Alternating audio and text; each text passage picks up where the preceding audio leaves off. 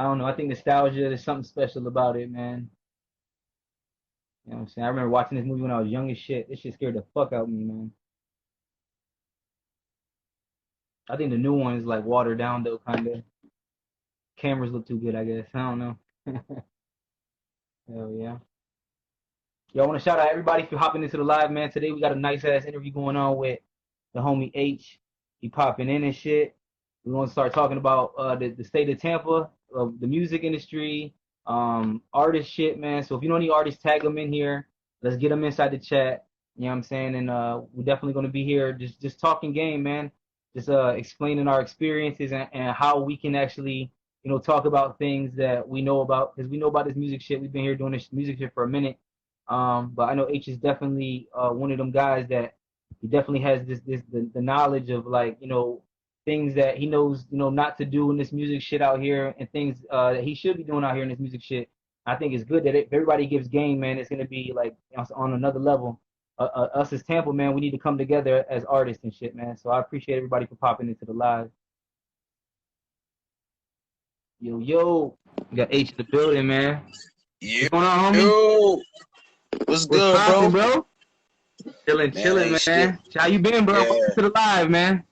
Grinding, bro. Hold on, let me get my camera right. Yeah, let me get right with y'all, man. What's good, bro? Yeah.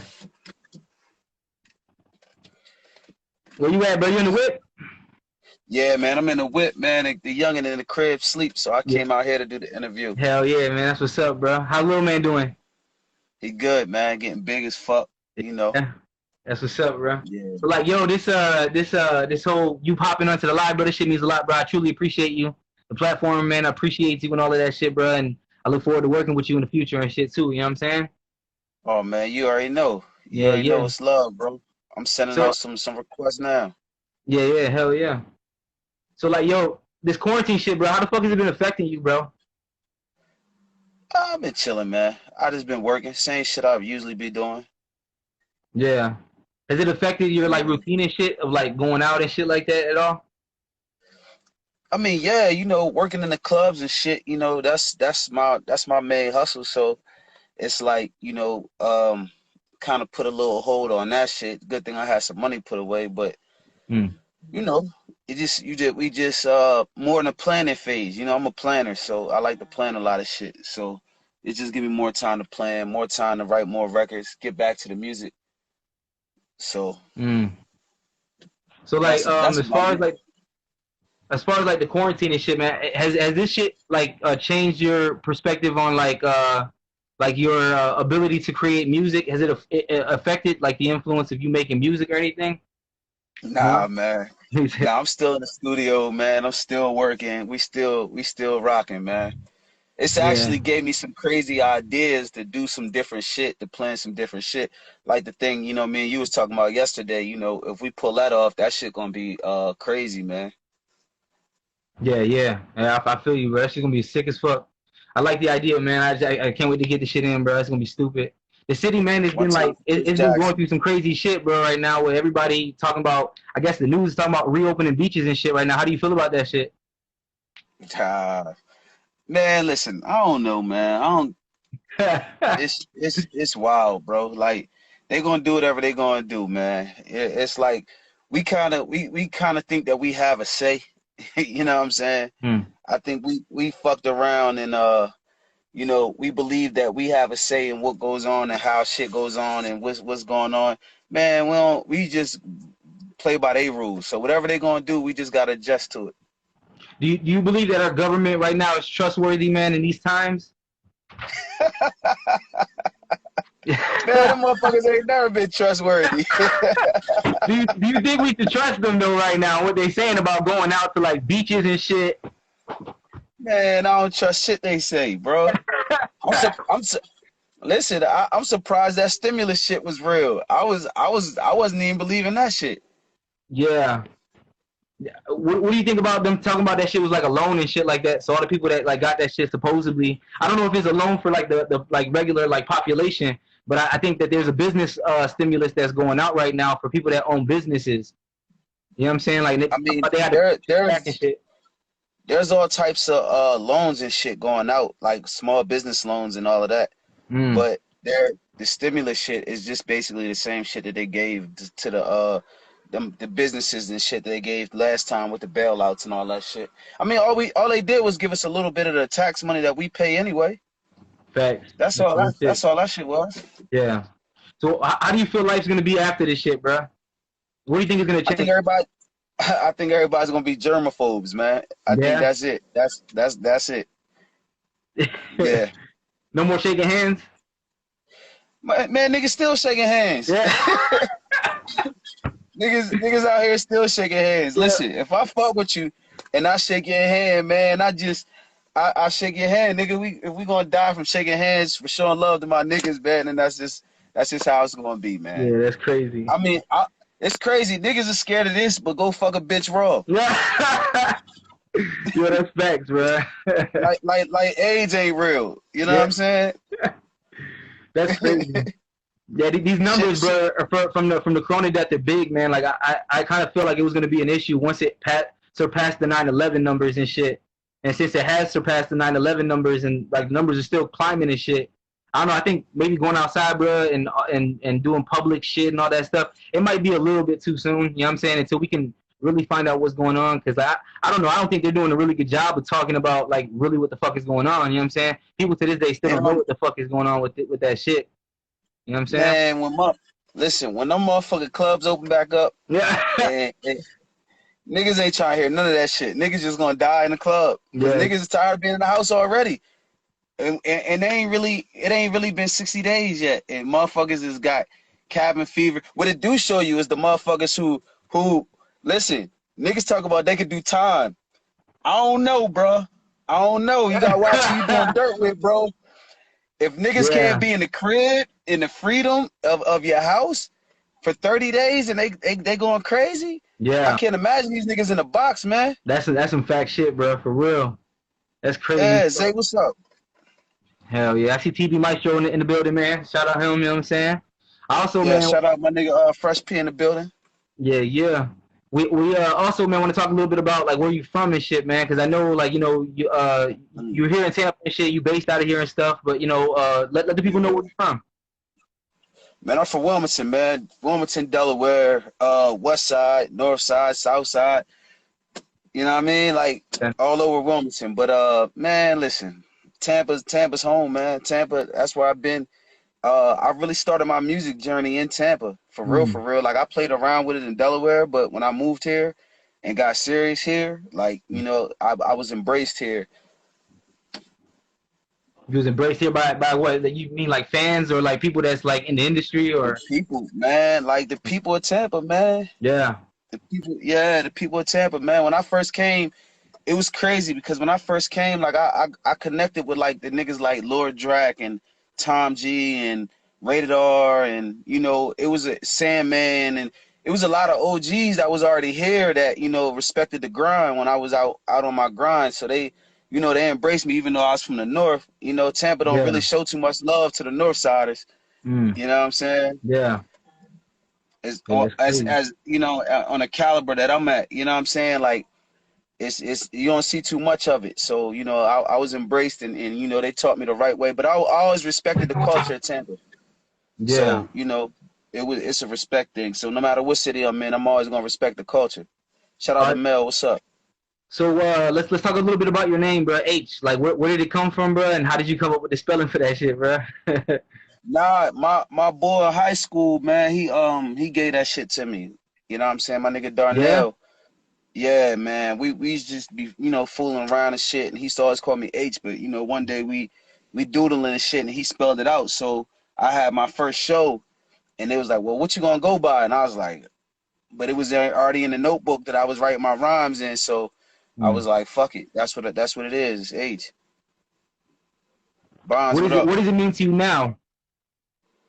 I mean, I named my son that, so you know, it's like I always said I want my son to be my best of mixtape. You dig what I'm saying? Yeah. So that's you know, every artist that got their best of, like that's their, you know, that's the ones that they put that stamp on. So you know, I that's what I named my son. So you know, it means the world to me. you Swizzy, Aaron, what up? you not being from Tampa and shit, bro, and you coming here, bro, and showing a lot of love to like a lot of local artists. I just wanted to pick your brain on like what made you open the platform to Cypher? I was going to open mic night every week, man, and and it wasn't ran to the way I thought it was supposed to be ran. Mm. And when it failed, the owner of the club, or actually the manager of the club, he offered me a spot to, because whenever I would perform, I would have people come out. Yeah. So he offered me, the night. And at first I was reluctant, you know what I'm saying? I was like, nah, man, I ain't with that shit. Mm. So, what I mean? Then after, some talking to, he was just like, bro, listen, we're gonna give you 100% of the door. Whatever you do, we'll pay your DJ, blah, blah, blah. And I was just like, I don't got no overhead. Fuck it, let's do it. Because I'm always going. So I might as well. Shout out to the homie Mike. What's up? So I was just like, let me try it. You know what I mean? And I had a whole bunch of rap friends. I ain't had no real friends, really. Yeah, yeah. So, all my homies rap. So the first night, let me see who's still around. Jinx, shout out to Jinx, Dynasty, Sandman, and a few is Slick Worthington. Those are the ones I really, really remember from day one. My first open mic night that's still around, that's still doing shit. Mm. You know what I'm saying? So shout out to them. They was around from literally day one. Mm. 14 years, bro. I know, bro. Strong, bro. Yeah. Yeah, I was just talking to before you popped in and shit on the live, and I was just talking about like how like when I first came out here from Cleveland and shit, bro. Like the first thing I did was I wanted to see what was going on in the city, bro. And the only shit I could really find, bro, is like H. You know what I'm saying? Like real shit. I seen the Cypher shit. I started to watch the behind the scenes and shit of like the Cypher people performing and shit. I was like, I gotta get the E-board, bro. If I'm gonna do something with this music shit, bro, if this is the scene, bro, I gotta go. You definitely held like that shit is like a platform, man. Especially like back in them days before like YouTube was even buzzing and shit like that. Like everybody in the city that was looking for some shit like that. Yo, shout out to Skriz, he just popped in. Yeah, shout out to Aaron, Cleveland in the building. Yeah, Cleveland. Yeah, that's right, man. We got that shit tatted on us, bro. You already know. Yeah.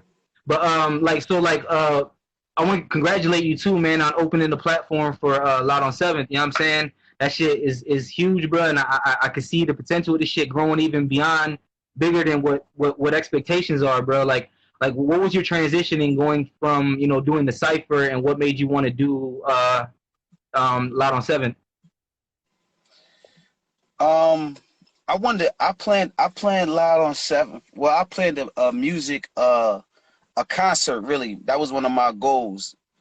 That was one of my goals before any of this shit. So, when I had the opportunity, I planned Loud on Seventh probably like 7 years before, about 7, 8 years before we actually did it. Me and Buck, we actually had we had a meeting about some shit, and we kind of he was talking about it. He said he had an idea for a couple years. So then when I slid on my phone and showed him my notes, we basically had the same notes. So we just was like, yo, well, I'm like, yo, let's do it 2020. He was like, nah, fuck that. Let's do it this year. I was like, oh, okay. Well, fuck it. Let's do it. So we put all that shit together literally like 7 months. You know How do you think it's gonna affect how do you think it's gonna affect this year's Loud on Seventh, if it is affecting it at all? You know what I'm saying? Like this whole quarantine shit and all of that stuff, bro. Well, my plan right now is to be ready, is to be prepared. You know what I'm saying? Like, I want to be prepared for this shit. So I'm already planning. We already planning. We already have venues locked in. We already have dates on hold. So if we're rocking by June, July, then we still gonna rock. You know what I mean? Because all of our shit is about planning right now. Yeah. If we go any further than that, then it may affect us. Okay. So like So right now we on schedule. yeah. So if an artist wants to be a part of your the Loud on Seven, bro, like what's the procedure that they have to take? You know what I'm saying? They just had to submit. We'll put up a post on the Loud on Seventh page, and they'll have to submit a song and a video clip of them performing. And then if they're selected, then there's another step, and then we start putting everything together from there. But submissions, like last year we had over 250 submissions. Wow. Yeah, for the first year. So that's pretty dope. Yeah, it is, bro. That just shows too that there's a lot of talent here in the city, man, and you know platforms like you, bro, and you know being able to have artists pop up on stage and showcase their work, it gives a lot of purpose to these artists that are here, man. And when like real shit, bro, from the bottom of my heart, bro, like the artists out here, they truly they fucking appreciate you, bro, for real. Not too many people are doing Most of this them shit. do. You know what I'm saying? Yeah, most of them do, and I appreciate them, man. I met a lot of cool artists. I met a lot of cool producers and just all around the board, just businessmen and just people that are dope as fuck. Mm. You know what I'm saying? So, you know, the Cypher really opened a lot of doors for that. So, you know, and working at Ebor since I've been since '04 has really, man, the relationships with the club owners really catapulted that shit. Because we didn't have to go through the city to pull off Loud on 7th. We went straight to Wow. the club owners. Okay. Is there any like what's the requirements for like for because you guys shut down Ybor City for this? Nah, No. it's still open. Nah. Okay. That's Not yet. We crazy. gotta get that big bag first. We get that big bag first, Yeah. then we gonna shut down the streets and all that shit. Right now we doing everything out of pocket, everything from the muscle, you know what I'm saying? Like Yeah. I got a few people this year helping out, trying to get some sponsors and all of that. But we gotta wait for this club shit to jump on, to turn back on. But we got DTLR as one of the sponsors this year. They want to get involved, so I think that's a plus. That's an upgrade from last year. So Yeah, that's fire. So like bro, I'm gonna go back a little bit further, you know what I'm what's saying? up, 'Cause man? Get to the good shit, man. Where the bro, good questions at? I know you got them. so like bro, I remember you know just doing some research on you when I first came out here and shit, bro, and I stumbled across Right. the video. This video of you performing at 106 in Park.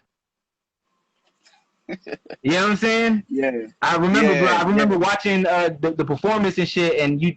I believe it was a video that I mean, a song that you made dedicated to your moms, right? Oh yeah, the Dollar in the Dream joint. Yeah. Yeah. What's it like, man, being able to perform on a stage like on such a huge platform? Like, what type of pressures and like what's the process of like you know being able to step on them stages?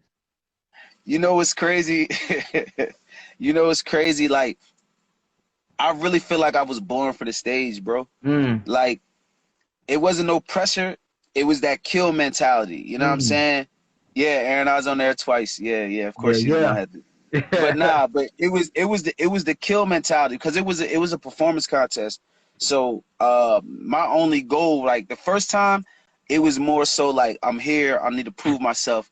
The second time, it really exposed how much I wasn't into music, making good music, like performance tracks, and learning the difference between performance tracks and tracks that you just like to like mixtape tracks. yeah. So once the first time, man, it was a high. You know what I'm saying? Just being on Mm, the stage. It really didn't kick in till after I got off the stage, and Rick Ross was looking for me in the hallway. mm, He's like, hey, I want to get a picture with him. Where he go? Da da da da. They came and mm. found me. Got to take a picture with him, the dude from Yo. Bad Boy and all of that shit. So it was dope. Like that was dope because I was a huge Ross fan. Mm, And I didn't know he was gonna be one of the judges. mm, So shout out to L Nice for that plug.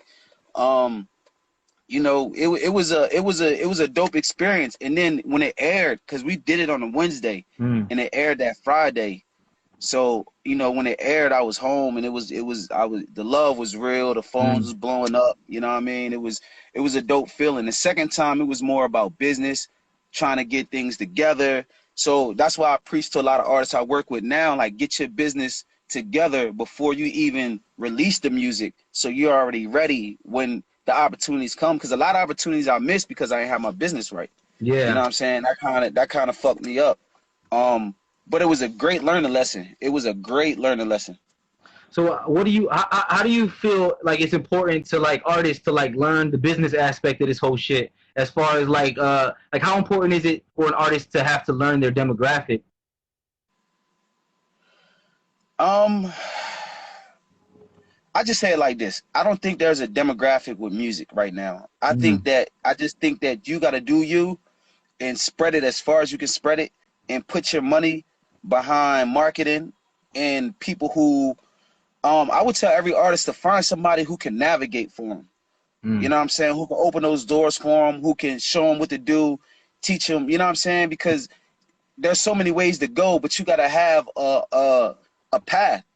So if you're an artist and you don't have a path, you kind of running here, there, you zigzagging. You know what I'm saying? Instead of having tunnel vision and going straight for the goal. I think at this point in time, like, everybody does music. So it's like, all right, cool. You can be discouraged or you can be encouraged. I feel like, you know, with everybody doing music, that you just got to put your shit together and say, I'm going to do me so hard until somebody comes and finds me. The problem is everybody wants to switch up and go for now, and the game is not built for now, it's built for next. Okay. You know, and if you doing you and you just doing you so hard and you standing out for doing you, then, you know, it's going to seem like you're not going to get the love. It's going to seem like the type of music I do, you know what I mean, on a regular, like, you know, I'm down here in the South where I feel like my music's not appreciated to its utmost, you know what I'm saying? So it's like, I have to understand that the world is huge. And if I'm going to spend money, I got to spend money on marketing my shit in, you know, bigger markets. And, you know what I mean? Being in Tampa, I've got to open for, dog, I want to say at least 10 to 15 platinum selling artists. You know what I'm saying? Even though I feel like I'm in a market where my music is not celebrated. You know what I'm saying? Yeah. I've toured the world, you know what I'm saying? From here, I've been on TV from here. So if I'm doing this from Tampa, then you should be able to do this shit from wherever you at. Yeah, yeah. So you know what I'm saying? Like, as far as like relationships and shit, because I know you was talking about, you know, relationships and stuff. As far as like artists, how, like, you know what I mean? Like, there's a bunch of artists and shit that be out here, and like they'll get a clique of people just so they can all get motivated and shit. And the majority of those people be rappers that be in their group. What does a successful like artist team look like? I feel like this. Well, let me break this down in two pieces. All right. People, one, it's a stigma, and it's something that I see a lot in Tampa, that people say, you know, I don't want to go to this place because it's a audience full of rappers or people who do music, right? And I feel like that's one of the dumbest fucking statements ever in life. Put me there. I want to be there. Yeah. Because it's harder to turn a rapper into a fan than it is somebody who's not knowledgeable about music. Yeah. You know, and I'm there for the challenge. And I feel like an artist understands how much what it takes to be an artist. So like when you see Fab and them niggas, when CDs used to drop and Fab go buy a whole case of fucking Hove CDs, you dig what I'm saying? Or you see artists supporting artists in that way, it's because we understand, you know what I mean? And the demographic of just put like this, the fan base of a regular person, they may only reach the people that they come in contact with at work. Okay. So if Bob from down the street posts my music, maybe 20 people might see it, his family and the people he work with. Yeah. If a person like, let's just start a name like Fresh P, if Fresh was to put my shit on his page, I'm gonna be seen by thousands of people.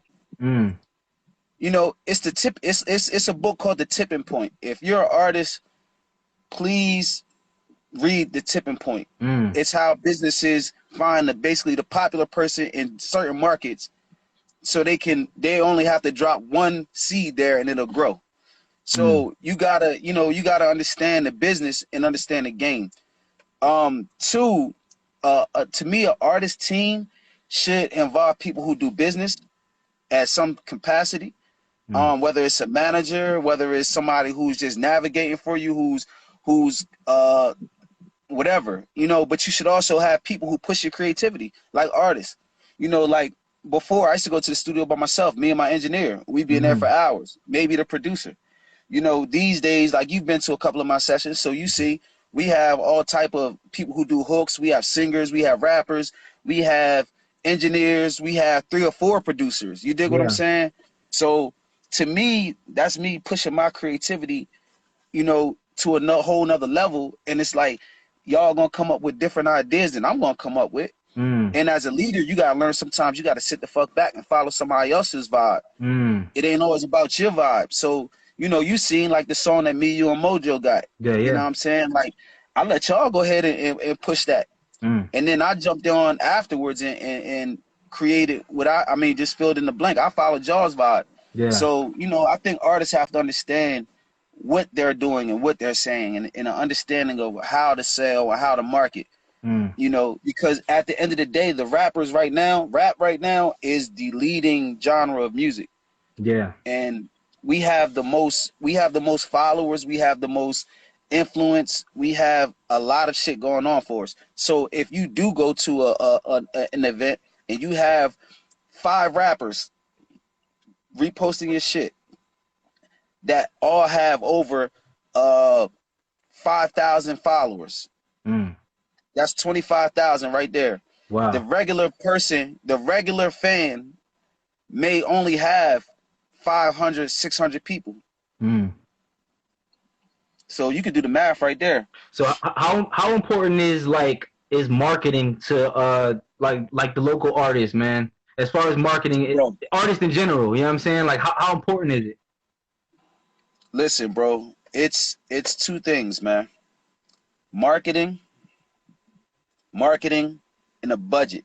Mm.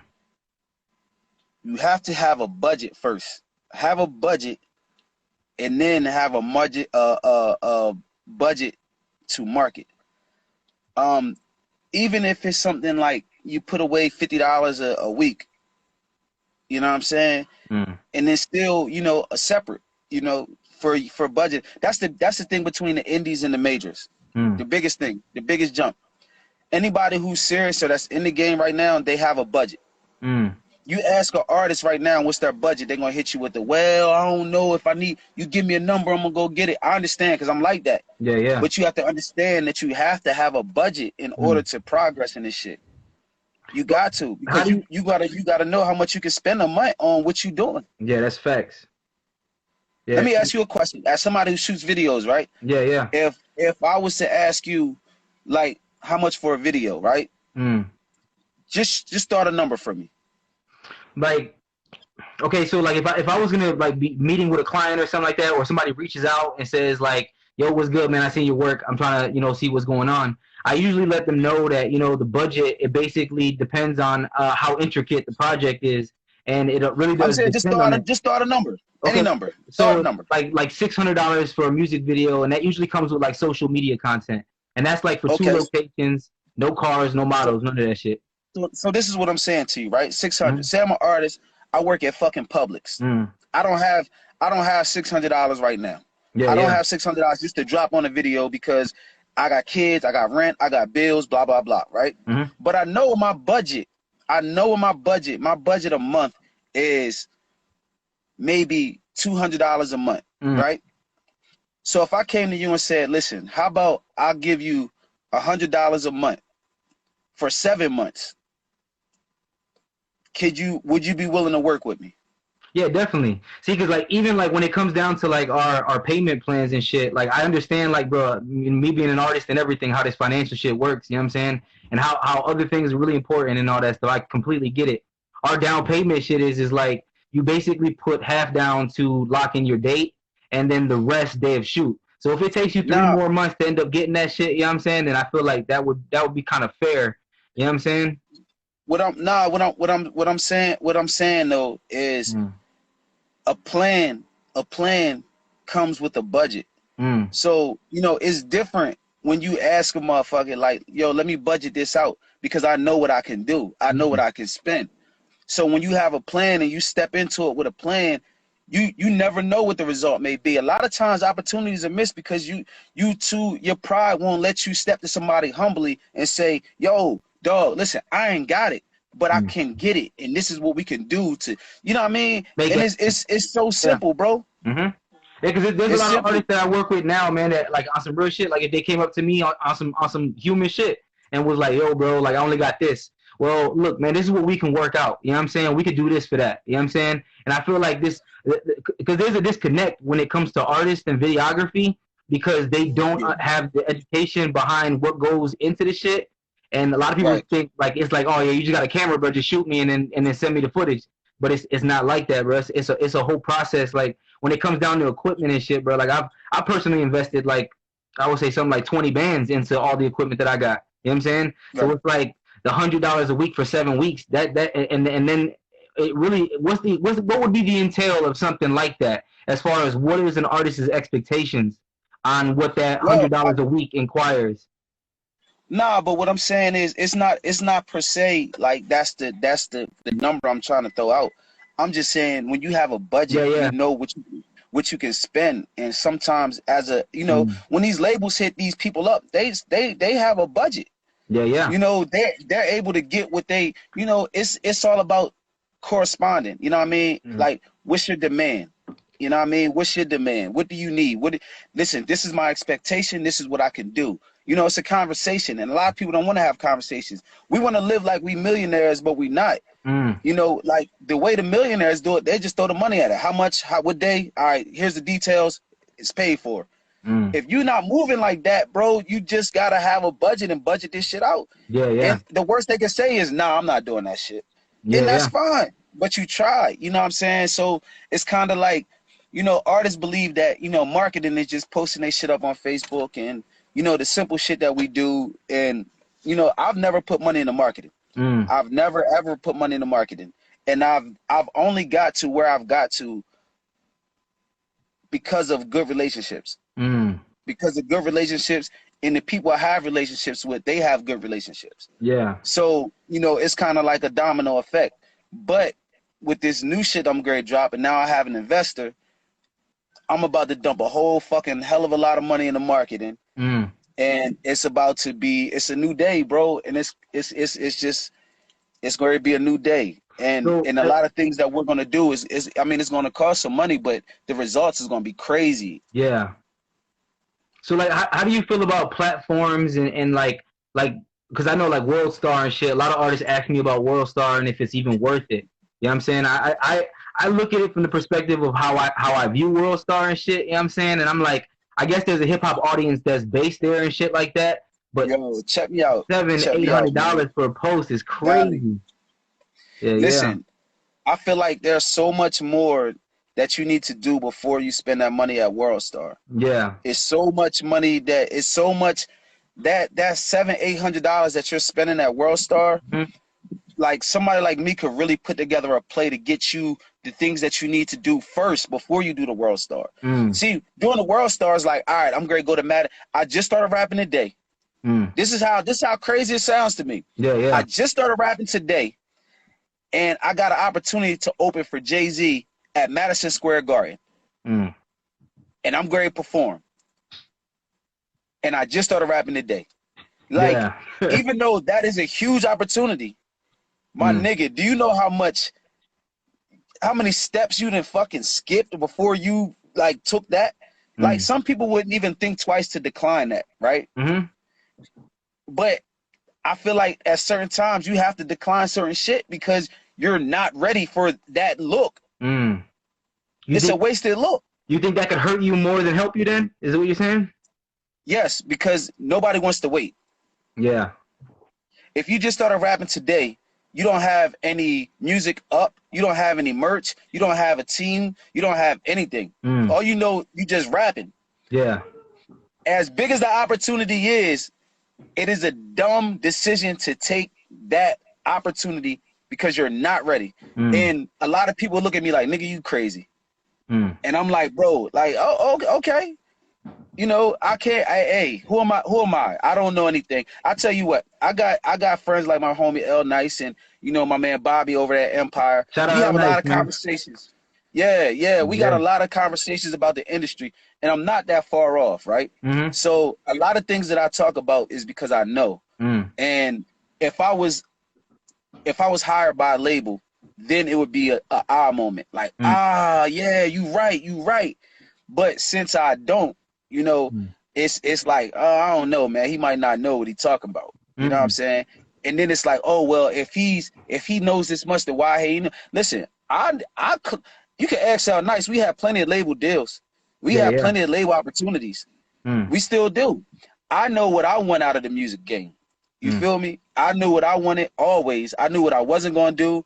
I knew what I wanted to do. And if it wasn't aligned to what I wanted to do, I wasn't taking it. And everybody thinks this deal is like, wow. Like, getting a deal is pretty. I ain't gonna say it's hard, it's easy, but it's not as hard as you think it is. You just Yeah. gotta have certain things in place. Steps 1 through 1,000. You know what I'm saying? Yeah, And sometimes that deal is not what you think it is. And then if you look at all of these artists and all these biopics and all of these movies about artists, they all are not happy with being signed. It says something. that's facts. What do you think the disconnect is between independent artists and labels though? Like you see a lot of people like fighting like Lil Uzi Vert for the release of music and shit like that. And if he would have stayed independent, maybe that wouldn't have been effective to him. But like, how do you feel about like record labels being able to get between the relationship between an artist and a fan, especially when it comes to dropping music? It's business, bro. It's all business. And people at the independent state, it's fun. You have freedom. You know, exactly, nice. It's a lot of shit. Like I had a story, like quick story. You know, me and Nice, we were talking with K Michelle when she was down here, and she was saying how the labels picked all of her singles, and she hated them all. And she said she has millions of fans around the world of music that she did not approve of and that she did not like, and she wanted to do her own shit. You know what I'm saying? So it's kind of like, you know, the label can get you popping. The label can get you popping, but it's going to cost you a lot. It's going to cost you a lot. So a lot of these artists, they want to get off of that deal because they could just pay the people that the labels pay for way cheaper and still be free to do what they want to do. Yeah. You know, it's some niggas got deals, they can't even drop mixtapes. Wow, that's crazy.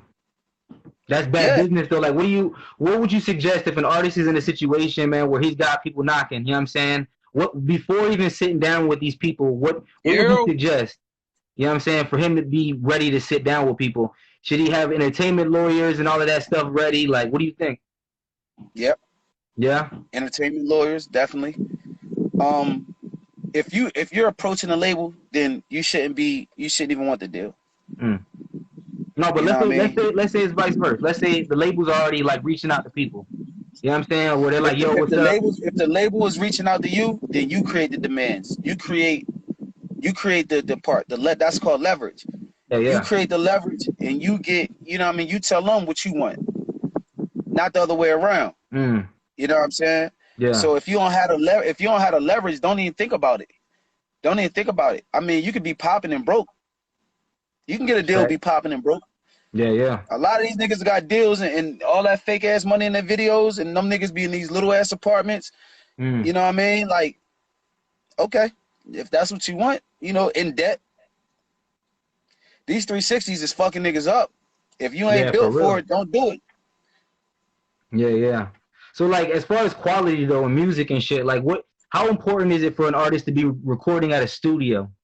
Like a real just a professional studio in general. Because I see a lot of artists like Soulja Boy that made his way with like creating You and shit and all of that stuff that cranked that shit. And a lot of these artists, like, they were making music in their crib and shit, and then shit takes off. But like, then you got the other perspective where people were talking about like, you know, quality's everything. Make sure the quality's, you know, correct and all of that stuff. How do you feel about artists that record in the studios, and is it important to be in a studio? Listen, please don't get it fucked up. These niggas was recording at the crib, but please believe they sent that shit off to get mixed and mastered. Yeah. Even to this day, you know, mixing and mastering is important as fuck. You don't want your shit to sound like trash. I know when a nigga send me a song and they shit sound trash, I turn it off before I even get to the fucking second hook. Yeah. You know what I'm saying?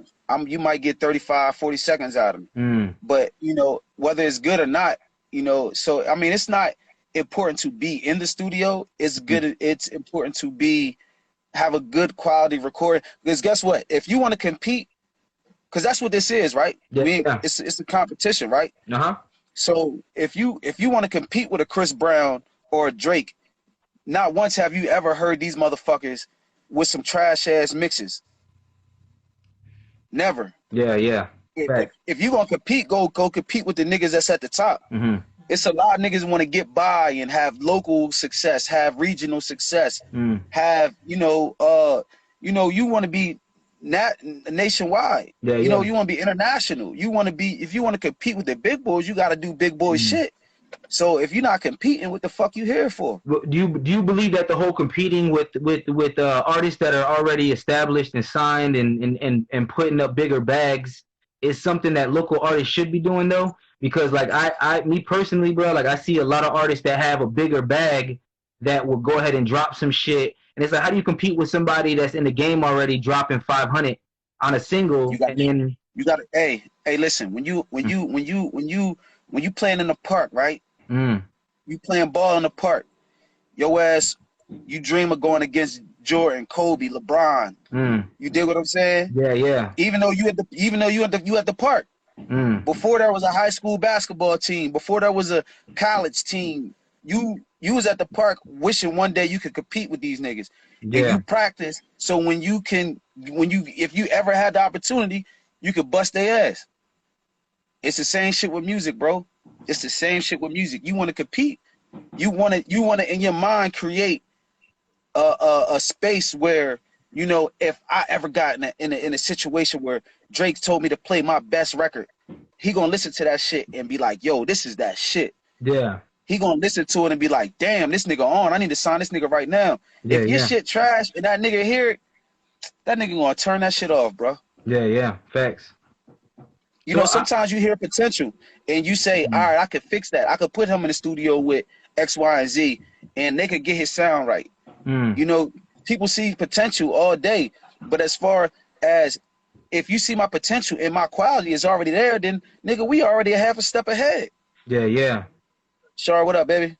So how do you feel about like how important is radio to local artists? Is that a step that's way far beyond to the point where it shouldn't even be a thing? You know what I'm saying? Because I know a lot of artists that they instantly like get a record and they believe it's hot and shit like that, and you know their friends fuck with it and shit, and they're like, bro, I just got to get this shit to the radio, and then they spend a lot of time blowing up personalities that, you know, really have, you know, let me tell you something, bro. Yeah, yeah. Let me tell you something. This is just me hanging out with my radio friends. Fuck radio. Radio saying shit like the label, bro. Make them come to you. Yeah. Because if you keep chasing them, it's gonna cost you a lot of fucking money, bro. Yeah, yeah, facts. A lot of money. And you know, if you got the money to put into radio, yeah, right, the money that's needed to put into radio, then you should also have the money. You already spent that money on marketing first. So there's steps before. There's a lot of steps before radio.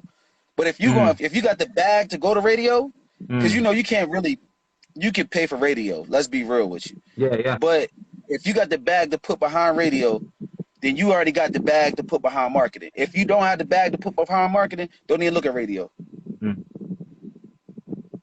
So what would you be able to tell some artists, man, that's out here listening to this shit right now, like as far as like what's a good investment in the music and what's a bad investment?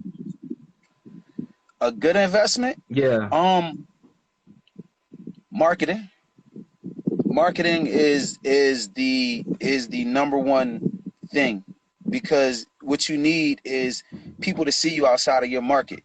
You need people to see you outside of your demographic, right? So if I'm marketing myself to Charlotte, DC, Virginia, Cali, these are places I need to go visit. I need to go put my, you know what I'm saying? But I'm going to put my marketing money there first, because it's like that's me seasoning my product. I'm seasoning. Okay. And when I go there, that's me cooking up. You know what I'm saying? So now they could put a face to the person that's coming. So I mean, if you're gonna spend money on marketing, and make sure that your shit is right, your quality is right. If you got poor graphics, if you have poor videos, if you have poor sound quality, then when I look at you, I'm not gonna take you serious. Yeah. If your cover art for your music is trash, it's like I'm not even gonna listen to the song if that's what I'm seeing before I hear it. Yeah. If I listen to it, then I'm not going to your page if you're trash. And mind you, I mean, I get a lot of music. People must think I sit around listening to music all day, because I get so many emails about, yo, check this out, let me know what you think. Yeah. I really don't. But if I see something that catches my eyes or I hear people talking about it, I'm gonna check it out. Yeah. And hearing people talking about it is a form of marketing, you know?